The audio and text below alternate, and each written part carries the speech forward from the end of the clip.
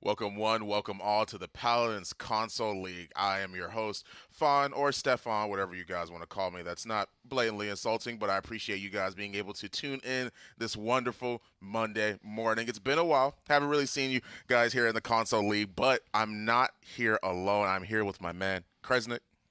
Hello. Yeah. Hey, what's up? It's good to be back. Yeah, it is. I mean, 2 weeks off in a row for the console league. Well, 1 week off for them, 1 week off for us for Labor Day, I believe, at the time. But nice to be back. Should be good getting back to it. I definitely want to see how these teams have been doing since we missed them last week. Want to see if there's any evolutions, whether it be meta-wise, roster-wise, gameplay-wise, and hopefully today's the chance to do that. Yeah, I mean, I hope so. Our first match being Flashpoint versus Aaron Monner in this case. Now, once again, we haven't had the chance to actually go over Console League or anything like that because last week we were on break, week before that we were on break, weren't broadcasted, but these games were showed and played. However, last week's schedule for right now, see what it is that these teams have played off, how they played off against each other, and see how these guys are stacked up. Flashpoint 3-0, Aaron Monner 3-0, Cyclone, Vroom, not heating up, Onslaught, Hydra, so on and so forth.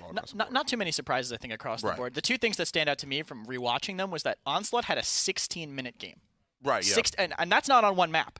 That's all three. Onslaught would be 16 minutes of gameplay to 3-0 heating up. And that DC Eternity Eastern game was very close. That went down to the absolute wire, 3-3 on Serpent Beach.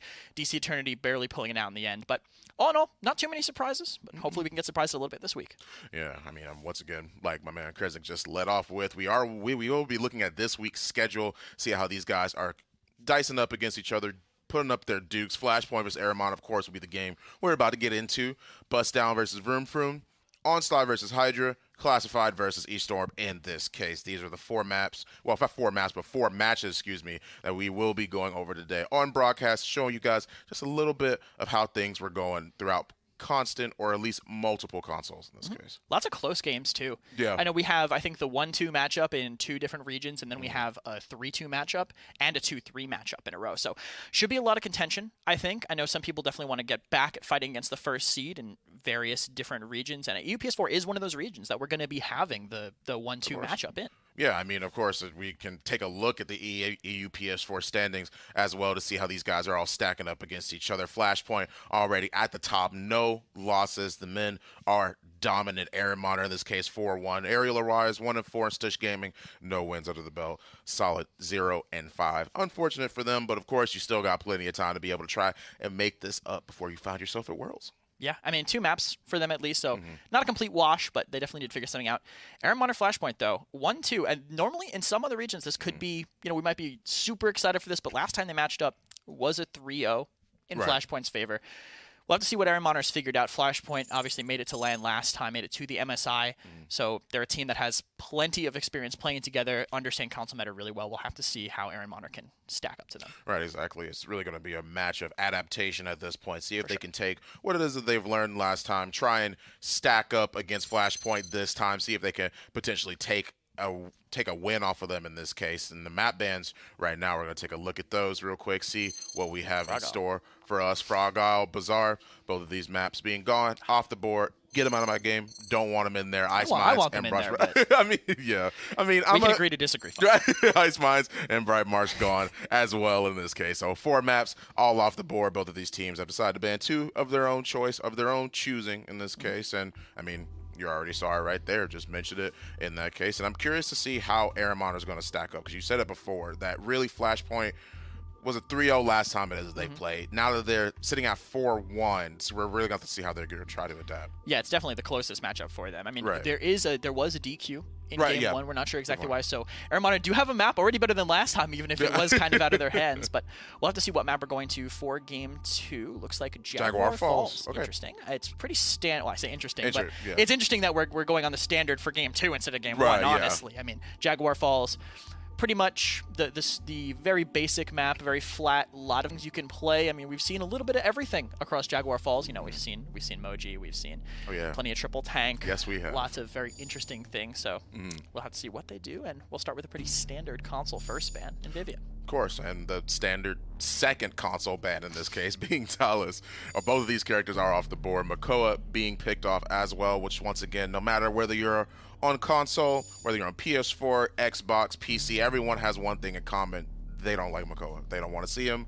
Don't really want to deal with them. Tyra gone off the board as well, so those are the 4 bandits that we're looking at right now. Yeah, I mean, at this level of skill, it makes sense to be getting rid of Makoa. Of course. I mean, just when you have that level of coordination, any hook should result in a pick, in a kill. So just getting that off the board, getting rid of that ability to equalize the fight immediately, really important. It looks like Aaron Monner answer with an Atlas first pick after the Tyra Talus ban, so good for that. But Victor Genos going to Flashpoint is scary. That is a scary start to a console draft for sure. I agree with that. I mean, we already see the precedent that console has with hit scan. They all love picking these characters. Is why you see the Tyra, the Vivian banned for a buff to be going on a Victor like that. 15% damage buff in this case is going to be pretty pivotal for somebody that mostly left clicks, or in this case, right triggers.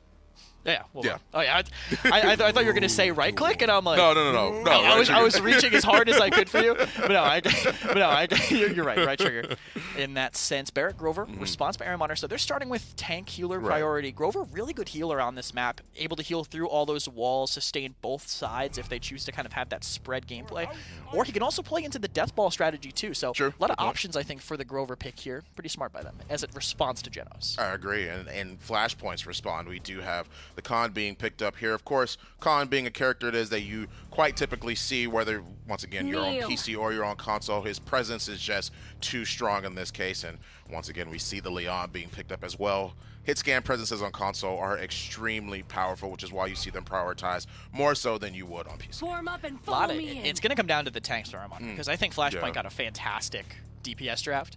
Victor Leon with Genos is scary. Yeah. And we talked about how Khan is kind of like thick Vic, and they have him too, so triple hit scan pressure from Flashpoint. Triple tank is a great way to respond to that, I feel. Just kind of bullying through, but if Flashpoint's positioned well enough and can rotate around them, kind of keep that distance, it might be tough for them to get in. Ash is a great supplement to that for Iron Monitor, though. Right, I do agree with that. I mean, like being able to have this Atlas on Jaguar Falls in this case, being able to block what is it he needs to in these chokes, which is most of Jaguar Falls, where you have these smaller areas, the shielding as well, and Nara being the last pick. However, both teams are locked in. Aaron Monitor already have a first point against Flashpoint. We're going to throw it right down to the casters, take us into game 2. Welcome in, everyone. Game 2 about to kick off here between Flashpoint and Aaron Monner. I guess technically Game 1, since they didn't play number 1. Not often Flashpoint drops maps. I still count it as it dropped a map this time around. Dolson Pretty Hair on cast number 1 of the day for you. Triple tank coming out for Aaron Monner. This is a traditionally very one-sided matchup. You expect Flashpoint to dominate through and through here. They got a great hit scan draft for themselves, though. Victor, Leon, Khan, especially with Prosper, Logic, and Skeppy. It's a very potent offensive lineup they have over there. They've just a couple of ways, very conditional, has to line up ways to actually punish what appears to be a very heavy stacking triple frontliner combination. You've got your presence, can you pierce, your grenade obviously can splash, as well as the barrage. I'm not going to say if they can hit a good one, it's more of like when they can hit a good one. Good Lad looks to be piloting the Victor here today. Will not be Prosper Logic. Nice little setback, going to bring only Op back into harm's way. With a 1-game lead, Aaron Monner looks to take this first point. Yeah, King Nick starting things off for Aaron Monner here. They're fighting from the point with about 45%. Good Lad looking to find some shots here. He's fortunately under a little bit too much offensive pressure. One more shot from Faded will do it. He finds it. Good Lad back to base. It's going to be a last-ditch effort here from Op trying to get a touch. It's going to happen, but he has no health left. Under way too much direction. Aaron Monner, they strike first. Wow. This is a very convincing Aaron Monner first objective, and with this composition, they'll be pretty much primed and ready to close this game 4-0. If they can get this rolling and get this offense figured out, I mean, clearly they have the point fight figured out. Flashpoint are going to, reshape this team fight a little bit once they get ultimates online. Overpower always has a very resounding impact on what you need to be able to do, because it takes a lot of the, difficulty of executing off of you. You just hit that ultimate and you get your free pick and you can kind of move on that. 2 minutes on the clock, though, for Aaron Monner to find their way home with this payload. And as soon as they kind of enter open territory, you see this Leon Victor start to come online a little bit more. Flashpoint finally with something to hang their hat on here, forcing Aaron Monner all the way back. Of course, Aaron Monner, I mean, a bit of a tumultuous split number 1. Definitely a team that's gotten their feet under them a little bit more here in the second split, only dropping 1 set so far, 2 Flashpoint notably. But you know, definitely a new look at this team, one that I'll feel confident in here. Ernest in a good spot, might use assert dominance to try to force this one through. Good commander's grab, is going to counter out the shoulder bash there, forces him back. Through time and space, plugs through, no kills yet. They take a little bit of damage. Assert dominance doesn't happen to catch that small ledge over there. Skeppy and Goodlad combined for a couple of kills here, and Aaron Monner are getting swept one more time. Still a minute left though, plenty of time to give this push another go.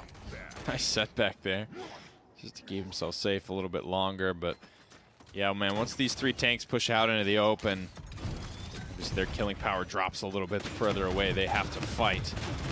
Everybody from Flashpoint is a little bit pushed up right now. They could look to capitalize off of that. Assert dominance is still ready to go. Couldn't get it off last time. Tanks are a little bit separated from the back line here, and that's the green light. He's looking for Goodlad. He finds it, but Overpower, excuse me, finds him right out of the assert dominance. Ernest right off the map. A nice double kill for Legacy here. King Nick on the opposite side finds a kill onto Goodlad, but the front lines of Flashpoint are really doing it here. That's 3 in this one.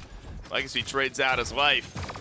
Flashpoint have stalled things out just for a moment. Skeppy's still alive as well. No progress made for Aaron Monner. Only 20 seconds on the clock. Ash now just re-arriving to this fight. It's going to be a long charge back to full for the assert dominance. Having that available in the next round is not likely. Finally a pick that means something for Aaron Monner. They'll have one haphazard crack at getting this conversion. Legacy, half health here. Shield basically being used on cooldown. Nice setback. Might set him up on a silver platter. King Nick sets up the kill for himself.